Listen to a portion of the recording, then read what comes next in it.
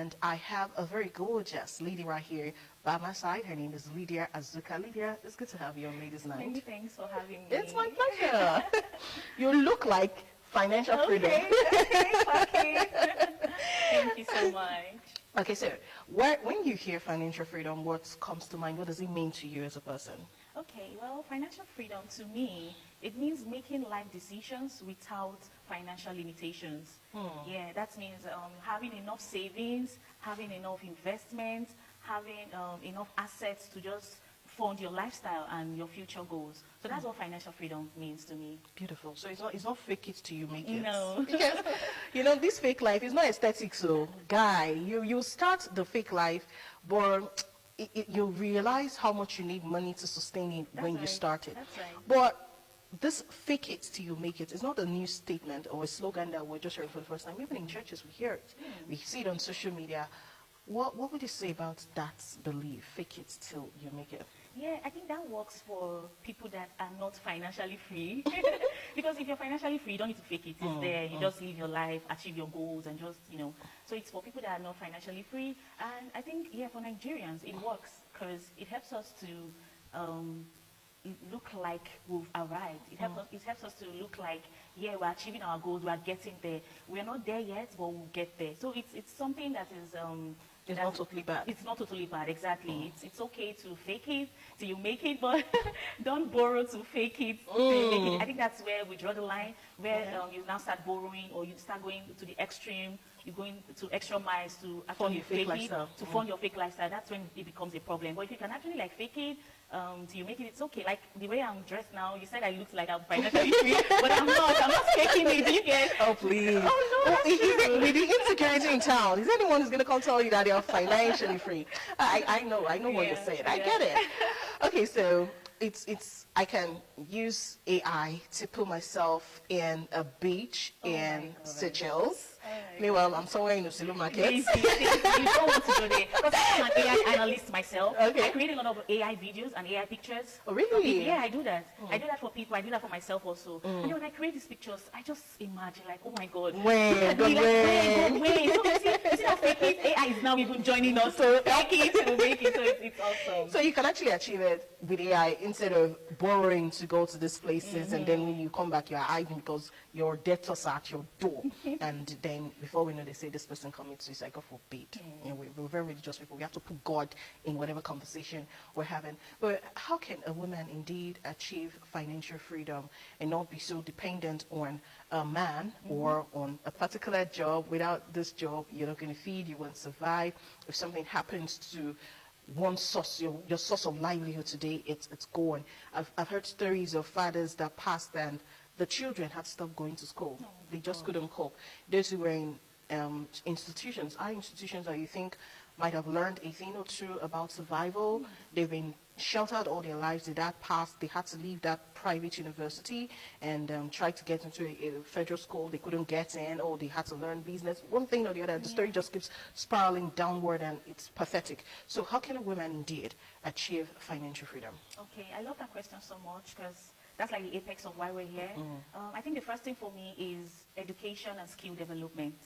As a woman, you need to be educated. There's no, gone are the days where they say a woman's education ends in the kitchen, or what a woman has to do is just to cook, cater for children, and all that. No. As a woman, you need to be educated. You need to go for skill development. Some people don't want to go to school. You can learn a trade, learn a skill. That's the skill development I'm talking about. Learn a skill, do something with your life, go to school, till the highest, like go for your master's, go for your PhD, become a professor, depending on what you want. But you see, education, it's so paramount in financial freedom and skill development also. And then the second point I want to talk about is savings. As a woman, you have to save. Now you have a job or you have something doing, you have a business, you really need to save. Don't just finish off your salary or your income from your business. Always save. Put out some money every month to save for your future and all that. So savings is really, really important in financial freedom. And lastly, I want to talk about having multiple streams of income. Yes. Don't just depend on that your business. Don't just depend on that your job, Have multiple streams of income. Have a side hustle. Have something you're doing to elevate your standard of living. So as a woman, I think for me, these are like the three major points in financial freedom. First of all, be educated, develop your skills, have a saving habit, and then have multiple streams of income. Yeah. Interesting. All right. I remembered a conversation I saw. You know, Twitter is like a jungle. You see all kinds of things there. And okay, it's no longer Twitter, it's called X. But at the time when I saw this conversation, it was Twitter then, where someone was saying, when I become, and now I've graduated from school, I am now an aunt. So all my uncle's children will see Pepe. The times I asked my uncle to buy me something and he would say, I'll see what I can do. I kept waiting and he never did anything. Now I'm going to be the one telling his children, I'll see what I can do, and I will not do anything. And then I kept reading and comments would just come in. I was laughing and someone else said, well, now I am an aunt. I've actually seen why my uncle could not see what he could do. Like So until you get to some stages in life, you will not understand. You will just think everybody's out to get you. And that's why when we're talking about you have to be financially free, we know what we're talking about. You need to have emergency funds. Things happen. Things that you do not plan for, things that you are not expecting. If they suddenly happen, what will you do? If your phone that you're using right now should go bad, will you be able to get that same kind of phone within the next 2 days without borrowing or putting it? I've even seen on status where people do, can someone just buy data for me?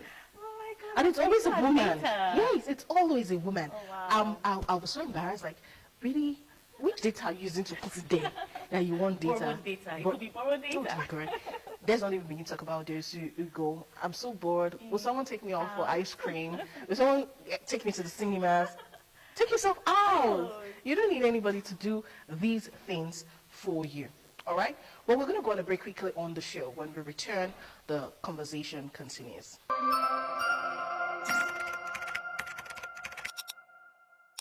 So thanks so much for staying tuned. It's still Ladies' Night right here on Independent Television, and we're talking about financial independence for the 21st century woman.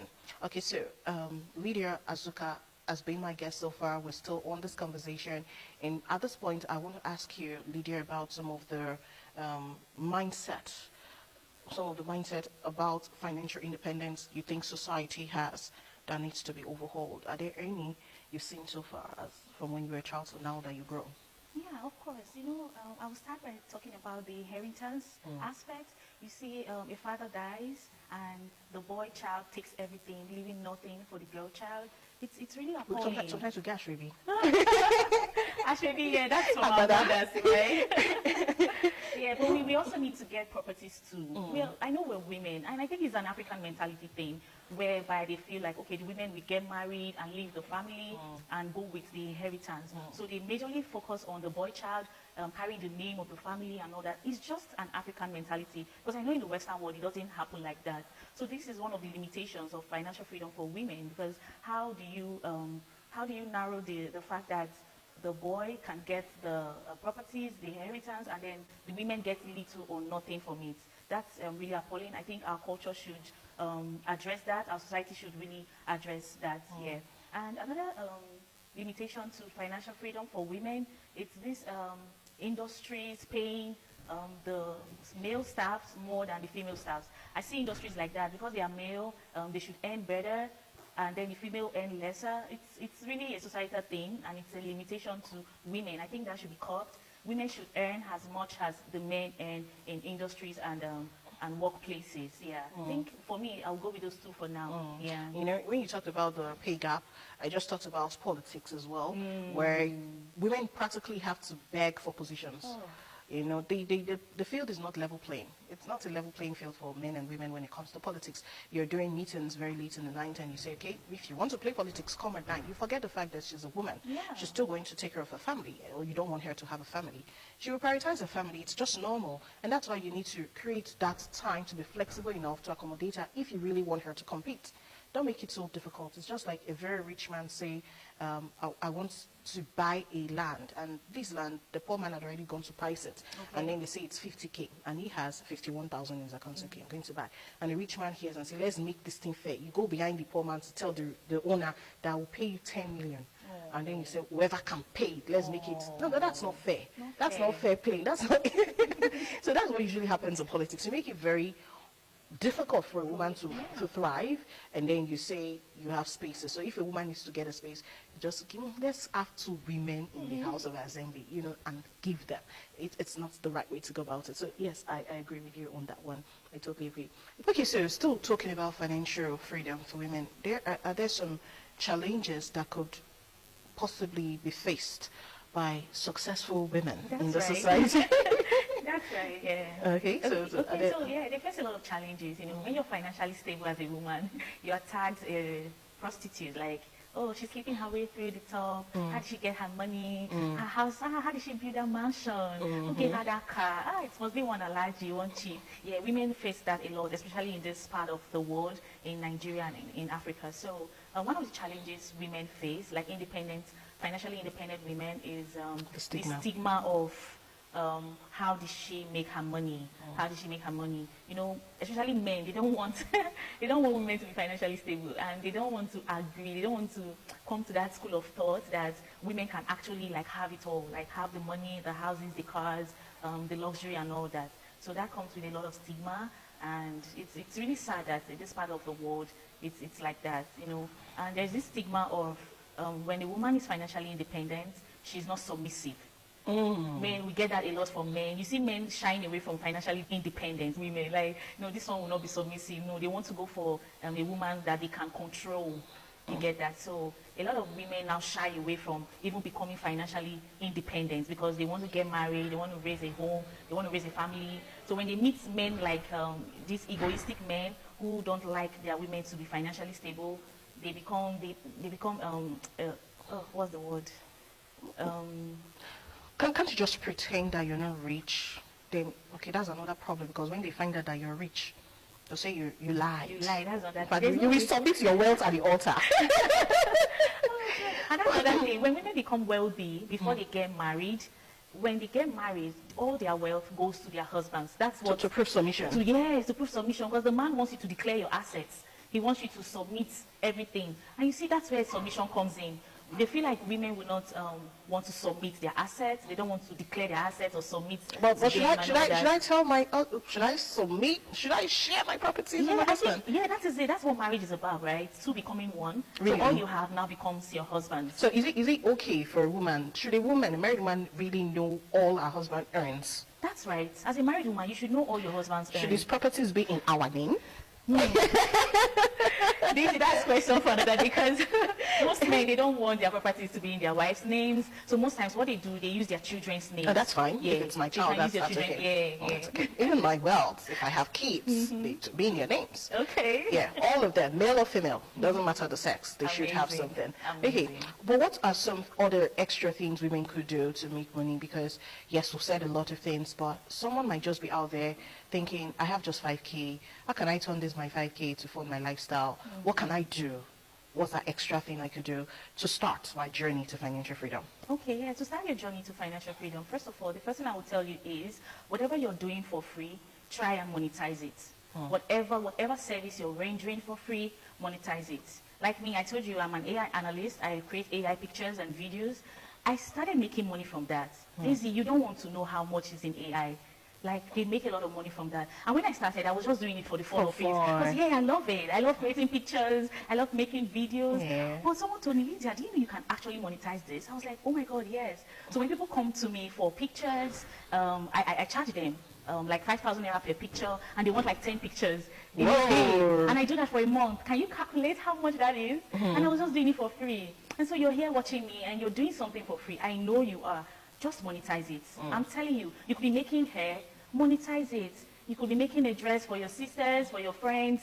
Let them pay for your services. Whatever you're doing, even if it's consulting, like people coming to you for advice, let them pay for your services. That's how you start your journey into financial freedom. And whatever you're doing, try and make investments. Yes, I know I told you about saving. You save and you also invest. There's a difference, a huge difference between saving and investing. Yeah, you save for a rainy day, but you invest for a brighter future. So try and invest in your little way. No matter how little you're earning, no matter how small, put that money into something that will create more wealth, more money for you. Yeah, so that's what I'll say for now. Okay, and the final question I have before we call it a wrap on the show today is, are there dangers to married women being 100% financially dependent? Of course. Of course, Daisy, when a married woman is financially stable, she won't take rubbish.